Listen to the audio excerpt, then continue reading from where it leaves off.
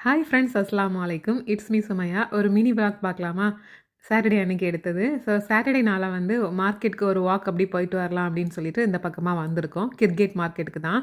கிர்கேட் மார்க்கெட்டுக்கு வந்து நெறைய என்ட்ரன்ஸ் உண்டு. இது ஒரு என்ட்ரன்ஸ் ஓப்பன் மார்க்கெட் வழியா வரது. அதாவது ஒரு பக்கம் வந்து இந்த மாரி நெறைய ஓப்பனா வந்து வெஜிடபிள்ஸ்லாம், ஃப்ரூட்ஸ் அந்த மாரி எல்லாமே சேல் பண்ணிட்டுருப்பாங்க. ரொம்ப சீப்பா வாங்கலாம். வெஜிடபிள், ஃப்ரூட்ஸ் மட்டும் இல்லாம இந்த மாரி bags, dresses, overcoat, jacket இந்த மாரி எல்லாமே ஒரு பக்கம் ரொம்ப சீப்பா கிடைக்கும்.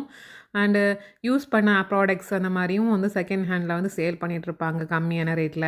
ஸோ நம்ம ஒரு விலைக்கு இல்லனாலும் ஓரளவுக்கு கிட்டத்தட்ட அந்த ரேட்ல வாங்கணும்னா இங்க தான் வந்து வாங்க முடியும். இல்லனா வந்து மால்ஸ்லலாம் டபுள், ட்ரிபிள் ரேட்ல வச்சிருப்பாங்க. ஸோ அதனாலேயே பட்ஜெட் ஃப்ரெண்ட்லியா சீப்பா வாங்கன்னு நினைக்கிறவங்க இந்த பக்கம் தான் வருவாங்க. அப்படி நம்ம கிரிக்கெட் மார்க்கெட்டுக்கு உள்ளாடி வந்தாச்சுன்னா இந்த மாரி நெறைய ஷாப்ஸ் இருக்கும். மோஸ்ட் ஆஃப் த ஷாப்ஸ் நேம்லாம் அவங்க கண்ட்ரி நேம வச்சு தான் மென்ஷன் பண்ணியிருப்பாங்க. மேபி அப்படி மென்ஷன் பண்றதுனால, அந்தந்த நாட்டு மக்கள் வந்து அவங்களோட ஃபுட் இன்கிரீடியன்ட்ஸ் ஐட்டம்ஸ்லாம் வந்து அந்த ஷாப்ல வாங்குறதுக்கு ஈஸியா இருக்கும்னு நெனைக்கிறேன். இப்ப அப்படியே வாக் பண்ணி நம்ம செக்ஷனுக்கு வந்தாச்சு. அதுதான் சாப்பாடு செக்ஷன். ரொம்ப தூரம் வாக் பண்ணி வந்தா பசிக்கும்ல, சாப்பிடணும்ல. அதனால டைரக்ட்டா இங்க வந்தாச்சு.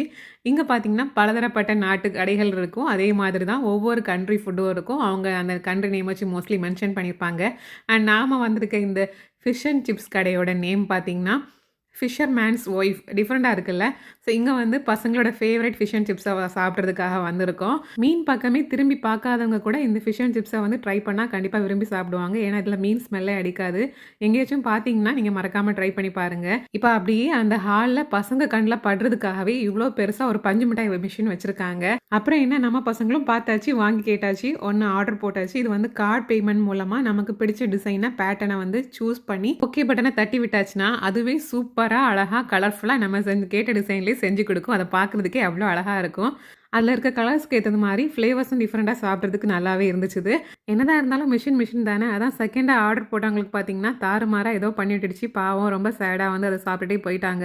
இதுவே நம்ம பசங்களுக்கு வந்திருந்தா, அப்பாடா தப்பிச்சேன் அந்த மாரி இருந்தது. ஏன்னா திரும்பவும் அடம் பிடிச்சு மறுபடியும் வாங்கி கேட்டிருப்பாங்க. இப்ப அப்படியே மீன் கடை பக்கம் வந்தாச்சு. இங்க வந்து மீனெல்லாம் பார்த்தீங்கன்னா, அவ்ளோ ரேட்டா இருக்கும். இந்த ஒரு கானாங்கெளுத்தி மீனு. இது வந்து ஒரு மீனு வந்து ரூ. 380 அந்த ரேட்ல நம்ம ஊரு விலைக்கு. அப்புறமா வந்து ஆக்டோபஸ் போட்டிருந்தாங்க. இது ஒரு ரூ. 2000 மேல வரும். அப்புறமா லைவ் லாப்ஸ்டர்னு ஒண்ணு வச்சிருந்தாங்க. 55 பவுண்ட் 1 கிலோ. அதாவது கிட்டத்தட்ட ரூ. 7000 நம்ம ரூவாக்கு வரும். இந்த மாரி மீன பார்த்தாலே தல கறங்குற மாரி ரேட் இருந்துச்சுது. அண்ட் நம்ம பங்குக்கு ஒரு வாவல் மீன் வாங்கியிருந்தேன். அப்புறமா தோட பார்த்ததும் ஆசை வந்துச்சுது. எங்க ஊர்ல சிப்பின்னு சொல்லுவோம். அப்பம் வச்சு சாப்பிடலாம்னு சொல்லி அதுவும் ஒரு பாக்கெட் வாங்கியிருந்தேன். அப்படியே சண்டே சமையல் பண்ற